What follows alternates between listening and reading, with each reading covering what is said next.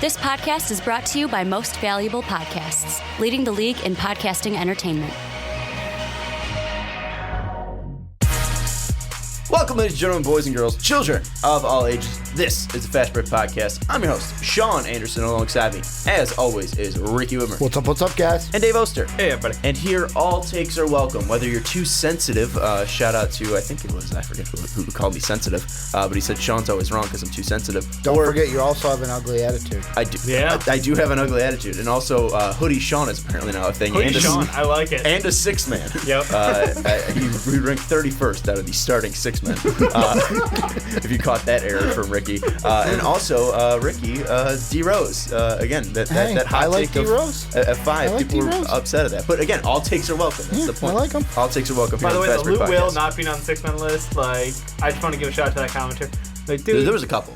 yeah, I think it was 2. We did put him in rankings. He just wasn't in the ranking you expect him to be. Yeah, he was in the starters. Anyways, this is the Fast Break Podcast. We have been doing a series of ranking starting position players, 6-man, and now we're in our coaches. So we're going to take all 30 coaches, rank them, and give them some order. And before we do that and jump into it, check out patreon.com/mostvaluablepodcast if you want to support us and help us out and give us a little money on the side. And you get some special perks. Check out patreon.com/mostvaluablepodcast. You can be like Jake. You can be like Z. You can be on a podcast monthly, talk about your own topic, whatever topic you want to talk about. Come on here and talk with us for 30 minutes about it. It's typically a fun time. I haven't heard any negative feedback on it, so definitely check it out if you're interested in talking to us about your favorite team, your favorite topic, each and every month. But boys, let's jump into it. And we're going to start at number 30 with Ty Lue of the Cleveland Cavaliers. Half of his coaching powers with LeBron James is now in Los Angeles, and Ty Lue jumps all the way to the bottom of the list. Pretty much a prove-it ranking. You got to show what you are without LeBron James. Remember last year it wasn't. Bless you, Dave. It wasn't Ty Lue. It was LeBron. Yeah. At 29, we have Scott Brooks of the Washington Wizards. At 28, we have J.B. Bickerstaff of the Memphis Grizzlies. At 27, we have Lloyd Pierce of the Atlanta Hawks. At 26, we have Steve Clifford, now of the Orlando Magic. Weird to say. Usually he's a Charlotte guy. Also, I think last year it was a good old Frank Vogel. At 25, we have James Borrego, who took over the job from Steve Clifford in Charlotte. At 24, we have Fred Hoiberg of the Chicago Bulls. At 23, God, I hope I get his name right, Igor Kokoshkov. Igor Kokoshkov. Just Coco. Igor Kokoshkov of the Phoenix Suns. At 22, we have Billy Donovan of the Oklahoma City Thunder. And 21, we have Kenny Atkinson of the Brooklyn Nets. Let's start off with Ty Lue because we threw some jabs at him a little bit, but let's dive in. Cleveland, obviously getting rid of LeBron James. Well, not Cleveland. Cleveland wouldn't want to get rid of him, but Cleveland now without LeBron James. How is this going to affect Ty Lue? What do you want to see out of him, Dave? Without the superstar and the best player in the NBA. I would love to see him actually coach. Can I be so bold as to say actually coach? Because I feel like Ty Lue has not actually been tested as a true coach. We've seen him during the playoffs just absolutely massacre lineups. Like, he doesn't... There's so many core things that as a coach you need to do, and to manage lineups is one of the basic ones. And I feel like he really struggled. At least he understood that his players were struggling and tried to make some adjustments, obviously, with the Rodney Hood situation at the end of the season, trying to manage around Cal Korver's playing time because of the basically people taking abuse of him on the defensive end. I don't know. I have so many questions. I feel like it's warranted that he is 30 because he's had the crutch that is LeBron James, and without him, having to play guys who aren't guaranteed like superstars. Yes, you still have Kevin Love. Beyond that, you've got a deep roster of B, C guys. So you got to make that work. And he did not seem to lean too heavily on younger players last year. So given that he has a young superstar potentially, toss it out there, how's he going to work with that? Yeah. Just questions. That's what I was wondering, too, is how is he going to take a young superstar, because he hasn't had one, in Colin Sexton and use him. Ricky, one thing that I heard, I think it was on the Bill Simmons podcast, they were talking about the Pittsburgh Steelers, and they were talking about Mike Tomlin and how he's a good coach, but you look at the Steelers and they never have like a true identity, at least under Tomlin. Obviously, they used to be like the Steel Curtain. They were powerful, they were mean, they were tough. Under the Mike Tomlin era, they haven't really made an identity. With Ty Lue, what is going to be his identity away from LeBron James? Because really, for the past 3 years, with LeBron James in Cleveland, their identity was number 23. I can't answer that. And the reason why I can't is it kind of, you sparked in my head, it was on The Herd, he was talking to Tony Gonzalez. And Tony Gonzalez was like, well, when you look at a team, you always take, like, the team takes the personality of the coach.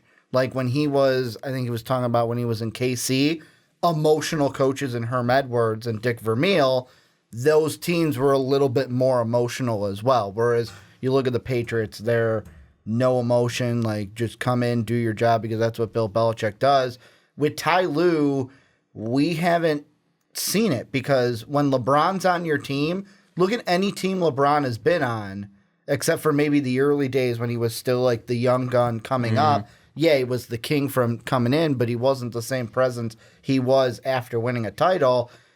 From like Miami on, Spoelstra, when LeBron came in, didn't really get his identity until the end of LeBron and then LeBron leaving. Ty Lue comes in, like you have Ty Lue and all the coaches in Cleveland when he came back in Miami. It wasn't about that coach and his coaching style. It was about LeBron. So this is going to be the first year of, yes, Ty Lue is a good head coach. I want to say that. He's not like a scrub. But we don't know what he's going to be like because we've only seen him with LeBron. Yeah, that's one thing. I'm not confident in it. You but said he's a good head coach if out loud. if he was a good head coach, he would be 30. I don't think he should be fired because also, what does he got to work with in Cleveland? I mean, JR doesn't even know the time anymore.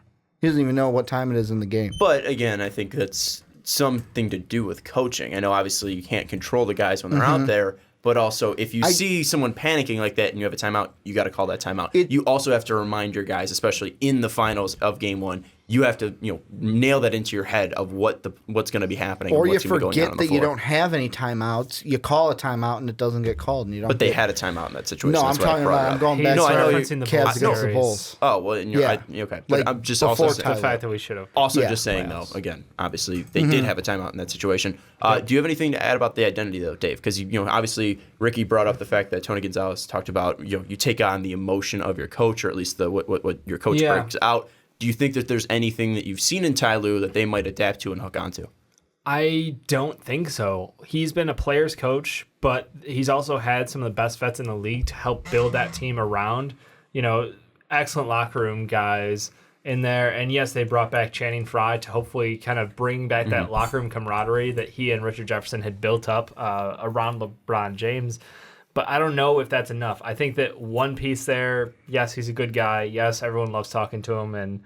But I just go, he's a player-friendly coach with one good vet and then one excellent player, and the rest are, like I said, B's and C's. So, I don't know if he's going to be super laid back. I don't know if he's going to just continue to shit the bed when it comes to, lineup management and time management and just...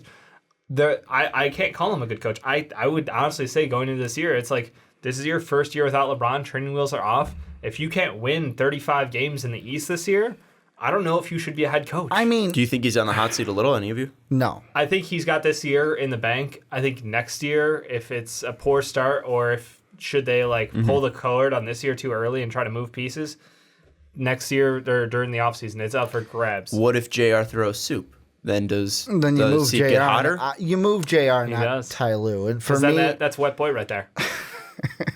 for me, I Can't look wait at for it that to segment to where come back.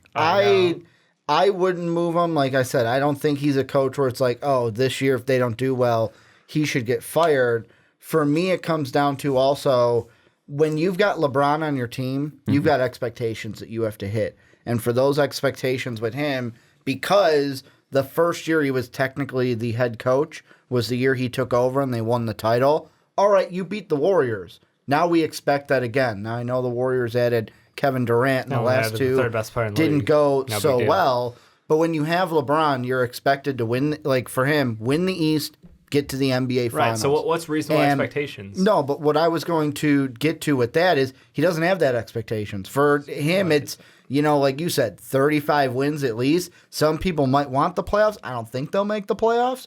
But for me, the thing I was going to get to is he's not going to have that stress that we saw last year because there was time where he's like, hey, I got to step away. For me, I looked at that and was like, I forgot about his health issues. yeah, he stepped away because of the health issues. And for me, I looked at that and went, yeah, this is taking a toll on you stress-wise. Now you're not going to have LeBron. You're not going to have those expectations. So does the stress go down a little bit? And he can kind of coach a little bit more freer than he did with LeBron. It could also increase as well, just because now you don't have LeBron, you don't Losing have a crutch is never.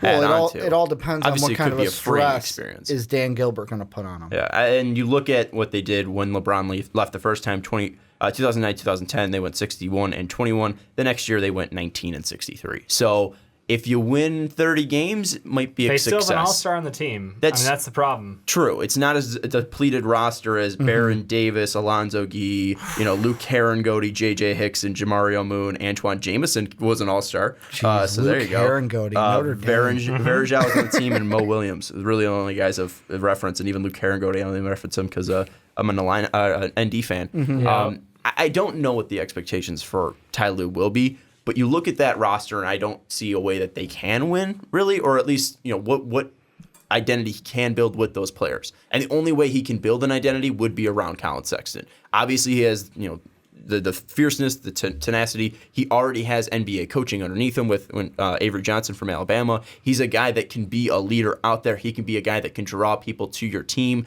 He can be a guy that helps build an identity. And I think if he's going to build one, I think it's going to be really focused around Colin Sexton because K-Love has been dominant before, but it's far removed from his dominant days in Minnesota. You look at guys like George Rodney Hill. Hood. He's a guy that is just a role player. You plug and play him. Yep. You look at Rodney Hood.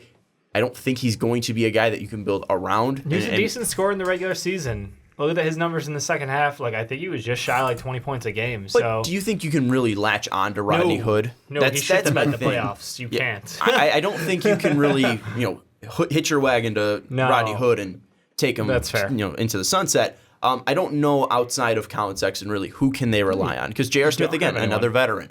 You look at good old Tristan Thompson, another veteran. This is an older team, and the only bright spot on there is Colin Sexton and maybe even G.D. Osman. Hopefully I said that totally right. Not right. What is it? It's a CH, right? GD? No, it's just it's spelled just CD or but it's CEDE. CH. It's or DI. HEEDI. I think it's GD. GD Osman. Whatever. I did my best. It's late. But Ty Lue again. Yeah. It's something where I think expectations really won't be seen until you see 20 games out of them, and you'll see what the talent actually does together. Because this team was half built around LeBron James. Now LeBron's out, and we really don't know what Ty Lue's identity is. Because even when he got the job, we were kind of questioning should he even have this job in the first place. Yeah. But let's move on. A guy that might be too low. But I put him at 30. I'm going to be honest. Scott Brooks, he's at 29. People might say, again, this guy's been to the playoff multiple times in Washington, is a guy that's been to an NBA Finals before in Oklahoma City. Why is he this low?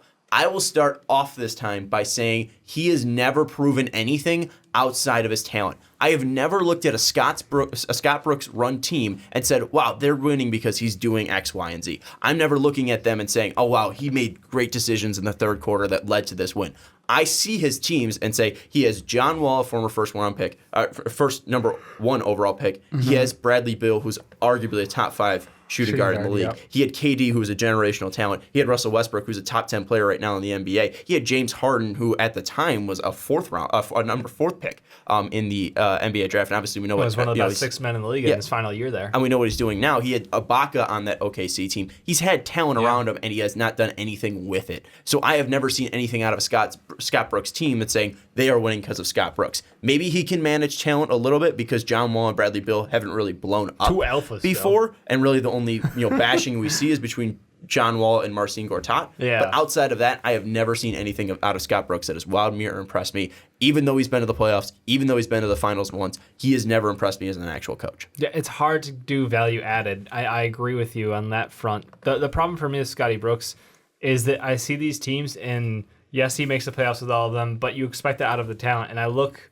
most notably, I looked for the difference on Washington because we got to watch a team without him, and then when he came into that team and what changes he made.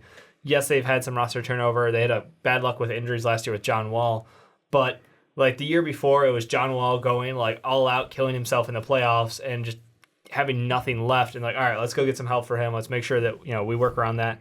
This year, John Wall obviously injured. Bradley Beal stepped up, helped carry. Otto Porter became one of the best two-way players for their team. So like they've got good pieces there. The problem with them is matchup-wise, I feel like they never have the right answers. Like they would have matched up really well had you switched a couple series around. Like put them up against the Raptors again. I love that series. A couple years back, that was great. I love that matchup. It plays so close because you got top guards versus top guards.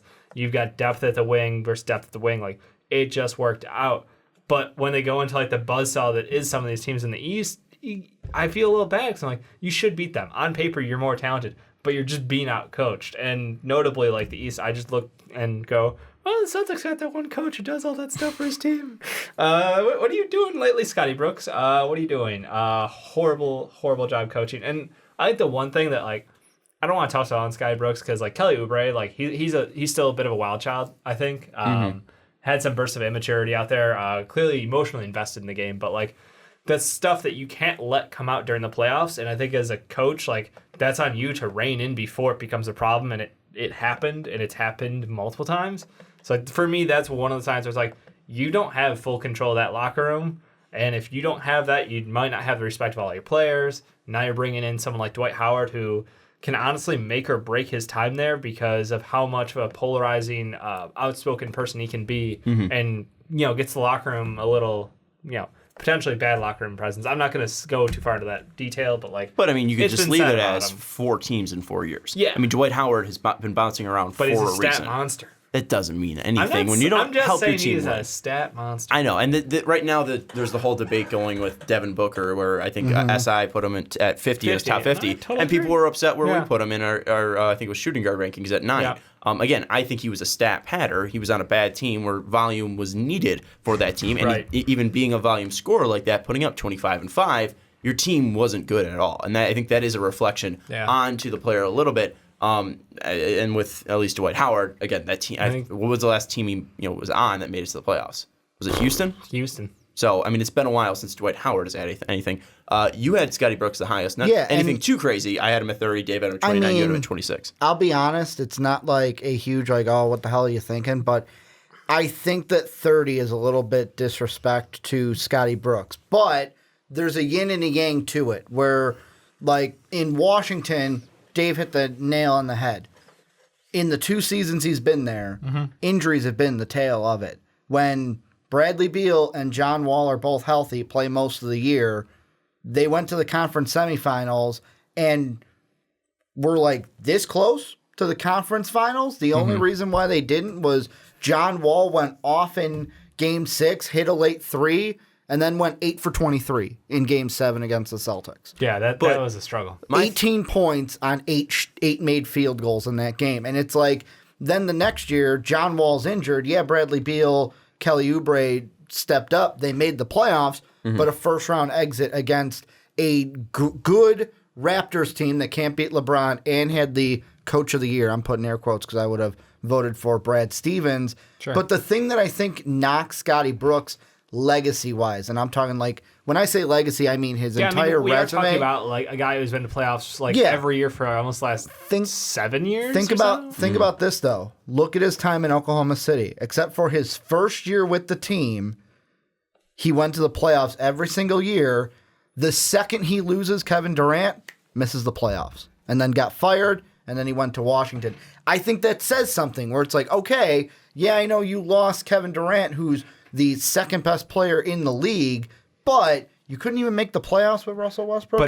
There might have been injuries in there. Why he was let go is because he was part of the reason Kevin Durant left the team. And I think that sort of I read into the situation that way, that if you don't know how to use the players correctly and make sure everybody gets some, like that, it's not an environment people want to stay in, where there's conflict and drama and strife in the locker room. Like, I know Kevin Durant is great, but it's like you couldn't make the playoffs without Kevin Durant. It's tough to turn over that team where such a hard focus was on Kevin Durant. So I'm not going to knock him for... It's not like a huge negative, but it's a little bit of like you couldn't get the 8 seed like you did with the West, though. I know the West but was a little tougher, West. but that was 3 years ago. Yeah, that was when the 3 years Warriors were just starting their runner in like their second year of it. West has still been better. but I'm just saying, like, I think that's a fair point. That again, he didn't make it into the playoffs of the 8th seed. And again, after one season of not having Kevin Durant, I think it does speak volumes on why he was let go. I don't know if he's going to be let go after this year. If he doesn't get the results, we got to move on. Two playoff no, coaches at the bottom of rankings. The last thing I'm going to say, because Thunder fans are going to get mad, they missed the playoffs tying with the Pelicans. Pelicans had the tiebreaker that year. So, but you still missed. Yeah, so it you still matter. missed. And then Billy Donovan ended up taking him without Kevin Durant anyways, I think, the next year. Yeah. So it was done before with a different coach, and some people will even argue with Billy Donovan, who's on this segment as well, because what has he really done? He hasn't really changed Russell Westbrook. The one thing that I will say on him quickly, because I don't think we need to go deep into Billy Donovan, I want to get on other coaches, is although you still don't see Russell Westbrook giving a ton of effort off ball, you do see the changes that he has made to that team around the personnel that he does have, especially, obviously, we talk about Russell Westbrook inflating his stats with the rebounds, but that does help that team go. It's a system. And he's also made the right choices with personnel. Although Roberson is terrible offensively, he still saw his value to put him into that starting lineup, and he's such a great duo with Russ, because then he can take the top guard, he can guard him, and Russ can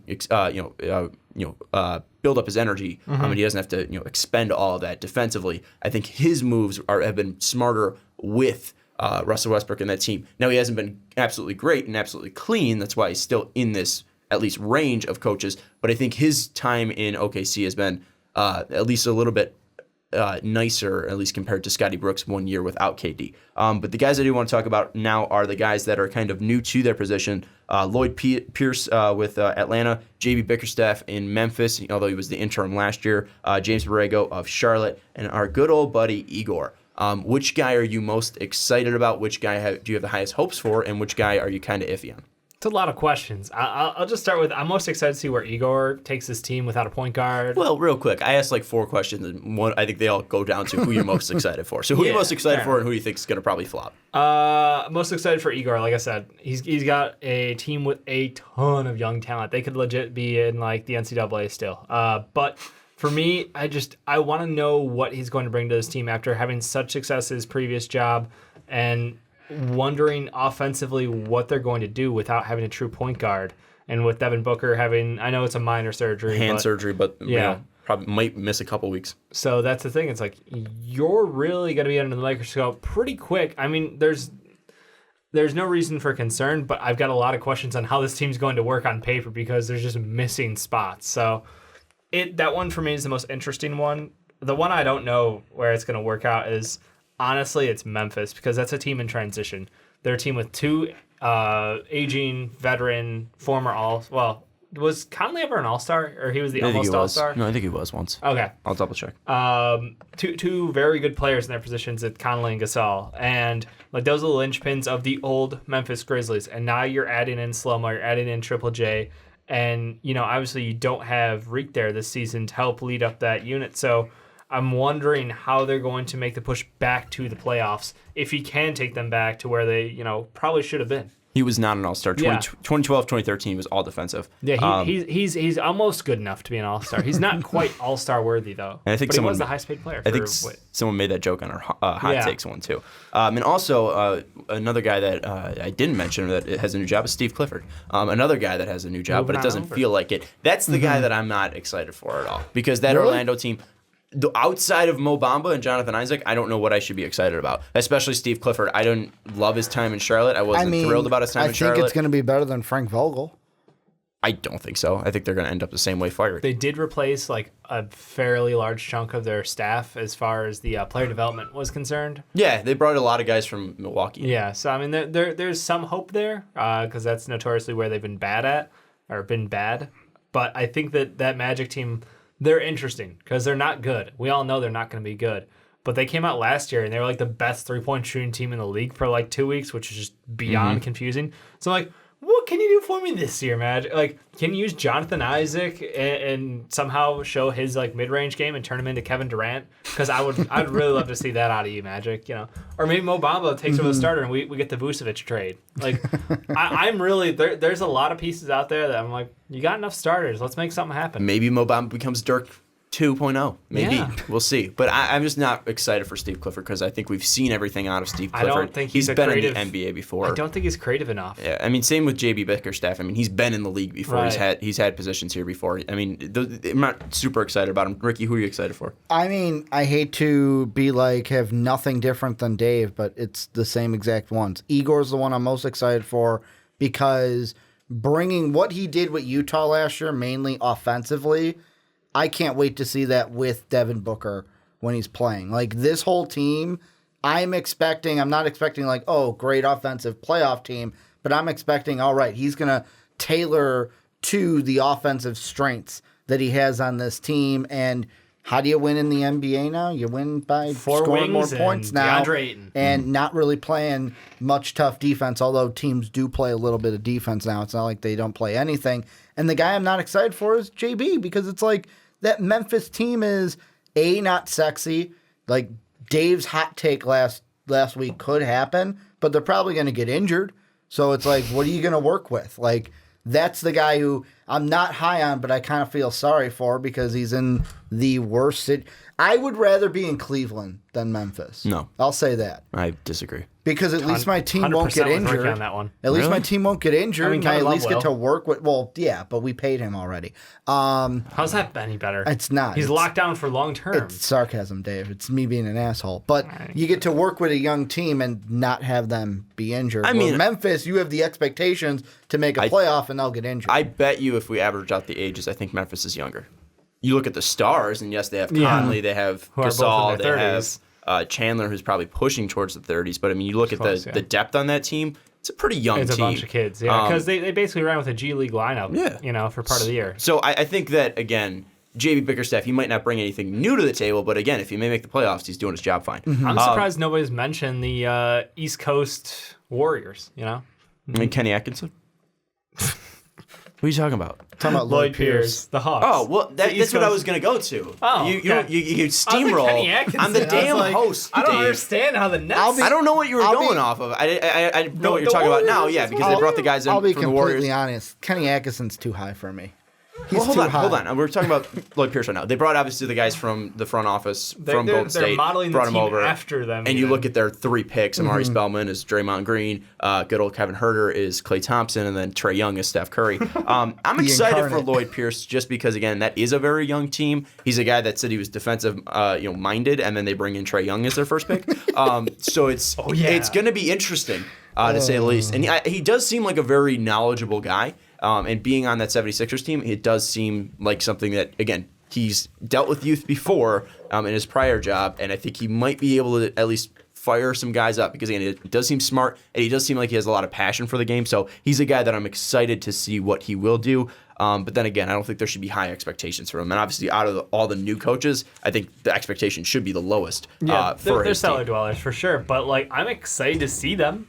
I want to watch Trae Young, try to drop 15 threes in a game. Yeah. He's gonna go for it this year. But I don't think that's more about Trae Young than it is Lloyd Pierce. But what can he do?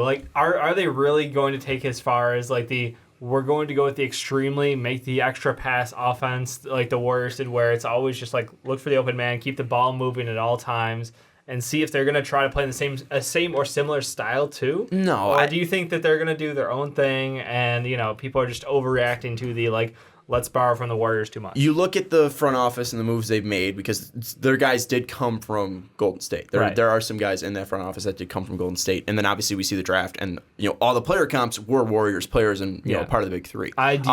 You look at Lloyd Pierce and what he comes from. It's nothing similar to what Steve Kerr came from and what Mark Jackson came from. Lloyd Pierce is his own person outside of that, and we didn't really start seeing the Warriors East references until the draft happened. Yep. And he was a guy that came in right away and started praising defense. So that's why I thought they were going with Jaren Jackson. That's the most. It was the most ridiculous pick for sure. Yeah, it's still mind-boggling, especially the trade as well. But we'll see what happens. Finally, what I want to end on, though, because we talked about, you want to throw your hot take about Kenny Atkinson, because I know those last ones can take forever. Yeah, it is. It's just simple.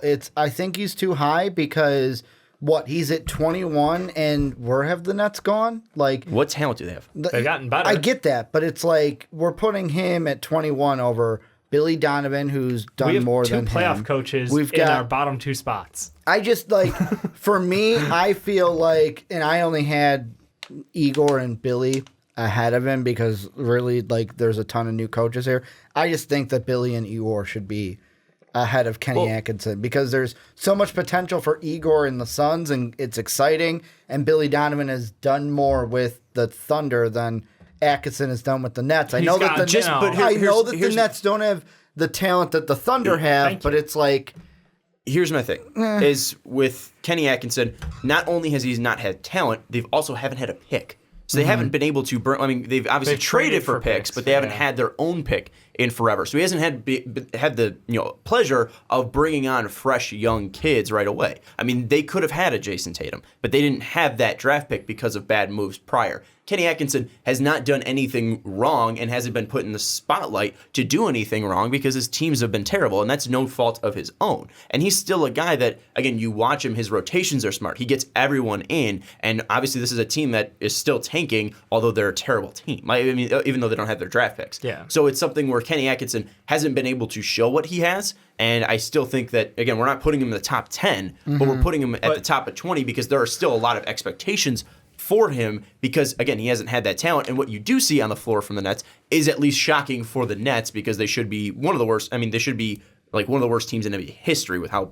depleted that roster is. And yet, you feel for the guy because they go out and they make moves in the offseason, and you go ahead last year, you have the Jalen pulling, and what does he do right off the bat? Jalen's gone for the season. You have your super... DeMar Carroll's a redemption story, man. Yeah. They got paid 2 picks to take DeMar Carroll's bum ass, and he was one of the most consistent wing players out there. Like, he was a two-way player. He's fully healthy again, so he looked pretty good out there. Jared Allen? Jared Allen, well, that's a lot of hype and a lot of excitement, but I think he's put him in good spots. Yeah. I don't think he's overexposed him. No, I think you're right. He hasn't overexposed him. They're being cautious about that. And the fact that, like, they made Spencer Dinwiddie look, a guy who got dropped from basically the Bulls, went to the G League, and picked up off the trash heap.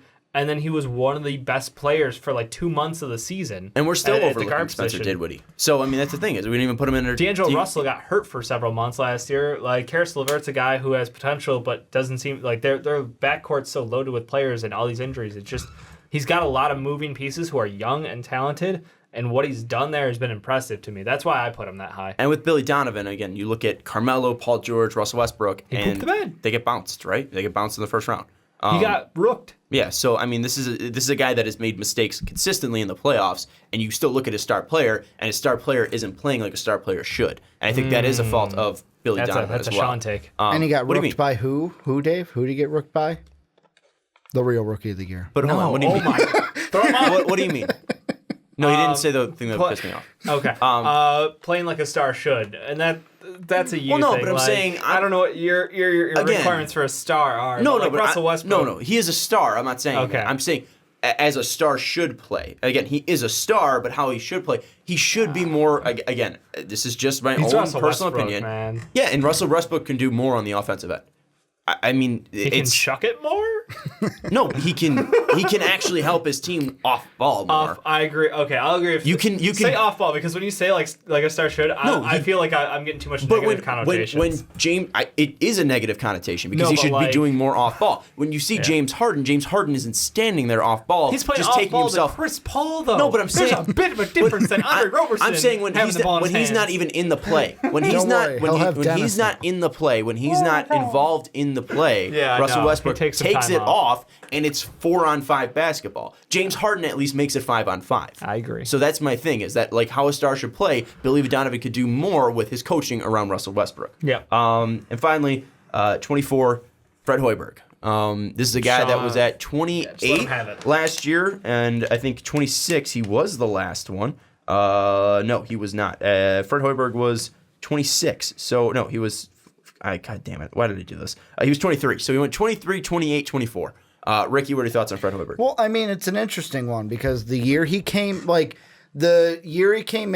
there was so much like, oh, hype for Fred Hoiberg. What are we going to do? Then he had to go through the debacle season of the 41-41 I mean, let's were... get young bulls. No, not that. We brought in Rondo and stuff. That's the young bulls. And Rajon Rondo basically had to be like, hey, Jimmy, cut the shit out. What are you doing? And, I mean, we got to the first round. Probably should have got to the second round if Rondo doesn't get injured. I mean, I'm not going to fault Fred Hoiberg for last year because the Bulls were on a mission last year. Tank commander all the way. I mean, did it really work in our favor? No, because we tied with the Kings and lost the coin flip and got the 7th. I like Wendell Carter, but instead of the 2. At the time, it's like, you know what? Every pick higher that you can get is better, but I'm not going to penalize him because the team was tanking last year. This is a guy that I have said, I think before on the podcast, probably about 4 or 5 times, that he should be fired. And I take that back, Fred Hoiberg. Because, again, you look at what that team did last year, especially when Nico came back and the fact that he was able to get Nico and Bobby Portis to mold together and mesh together pretty well. They played well together, and that actually boosted that team from, I think, they were 7-20 or something like that, or something atrocious. 3-19. 3-19. They were 3-19. Nico comes back, and you see an energized Bulls team, and you see what he did with Larry Markkanen, and you see what he did with guys like David Nwaba. There's 4 people on defense. Yeah, it's insane. This team last year, the way they were running, it was pretty impressive what he was doing with little to no talent on that team. Outside of Markkanen, there was little to no talent, at least in budding superstar potentials. And even with Zach LaVine, he was trying to deal with a guy that they were looking at as a superstar, a guy that was looking at to get paid coming off an ACL injury. I think he did the best that he could. Also, Chris Dunn, he did a phenomenal phenomenal job with Chris Dunn as well. So I look at what Fred Hoiberg did. I think Fred Hoiberg is off the hot seat. I apologize to Fred Hoiberg for saying he was ever on the hot seat. And he's a guy that, again, he's not crazy. Blowing me away with what he's doing. He's not a crazy great coach. But I think he is a guy in more of the Kenny Atkinson vein than he is, a Billy Donovan. He's using some young talent, or he's using some guys who aren't, star players, interestingly, and getting some results out of them. And I totally give him credit for that. And he's a guy that, again, he was given an identity when he came in. He was given D Rose, Jimmy Butler. He was given stars like Ty Lue. Your team. He had to deal with a rough transition period, and then he was able to build his identity out, and he was able to do something that we hope that Ty Lue can do once LeBron leaves. Fred Hoiberg, I think, has done a phenomenal job, at least in the past 3 years, dealing with the overturn in this roster. And now you feel that you do have, for what a guy can do. Phenomenal job with the amount of locker room shit that went down is a strong... He almost took down the Celtics in the first round. Sometimes you got to go through the dark days. That team almost Rondo took them down. almost took down the Celtics in the I think first Fred round. Hoiberg deserves some credit. I don't think it was all Rajon Rondo. I'll give him 8% credit. Because the amount of crap that came out of that locker room was so unprofessional that no head coach should be given credit for that. No, you're not wrong. But I think now what this team has been able to... I'll go to Ricky next. The progress, yes. That's what I'm saying, is the fact that but you've seen terribleness come out. I think that's more on Jimmy Butler because now you see what's happening in Minnesota. I think it's a problem that's following Jimmy Butler and not a problem that's following Fred Hoiberg. Well, the thing I was going to say and about that is, where did Fred Hoiberg come from when the Bulls hired him? Iowa. He came from college. And for me, I think of it, I'm not comparing these two coaches, but I'm going to say usually with college coaches, they're going to do better in the NBA with younger players or even players that are like, hey, you know what? I am on a prove it, I'm lucky to be here kind of a thing. And they're usually the players that are more open to coaching and aren't like, hey, what the hell do you know? You're coming from college. I'm Jimmy Butler. What are you going to teach me kind of a thing? Not saying that Jimmy was totally like that, but you get that connotation sometime with a coach coming in from college, kind of like what we see with the Celtics and Brad Stevens and what he has done with that young talent. Not saying Fred Hoiberg's on that level, but usually when a coach comes in from college, you want to get him young players that he can mold. Because 2 years ago, the big question was, when is Fred's team? When is this going to mold into his offense and what he wants? And we started to see it this year with Markkanen and everybody. I think you're absolutely right. It's hard to convince, players that you know more than them when you're new to the league. For granted, I get that, because especially you're walking in with multiple all-stars on the team who have been there, gotten to the playoffs with their former coach, played, the toughest defense. Felt like he shouldn't have been fired. And they were still bought in on the tip of the system. So, yes, he came in with a lot to overcome. Yes, he has gotten to the point where now seeing young kids play in the system, we see the fun. They're fun losses. I don't mind him that much anymore, but he still has a good way to go. And I think that I don't. There's still a lot of things he needs to sort out for this team, and especially Well, and that's why he's at 24. Yeah, the big question for me, like, yeah, his job's safe, but like, how the hell are we going to use Jabari Parker as a small forward this year? That's on him to figure out. Is Zach LaVine going to be given the green light again all year? Question. And I think if he's able to take these pieces, though, like, Wendell Carter Jr., Jabari Parker, Zach LaVine, Chris Dunn, Markkanen, Robin Lopez, Bobby Portis, all of them together and makes a very potent offense, I think he's done his job well. And if they go out and are horrible defensively and are the worst defensive team, I don't think anyone's going to be shocked. But if they go out there and are like a top 12 offense, I think people will be really impressed with what the Bulls did and Fred Hoiberg, because I think it's going to shine on him. One thing that he also does have is former playing career in the NBA. Brad Stevens didn't have that. Yeah. Fred Hoiberg obviously has that pedigree of going through it and being at the bottom of rosters, not being a guy who was ever seen as a true starter. He was a guy that went through the shit in the NBA and obviously came out on the other side and was able to build a career for it. I think Fred Hoiberg's in a nice place right now. Again, he's got to take the talent that he's been given. There's been money put into this team, and now he's got to do something with this young talent. But I think he's a guy that, again, if he goes out this year and does an impressive job, then he gets into that fifth year and we're possibly talking contract extension for Fred Hoiberg.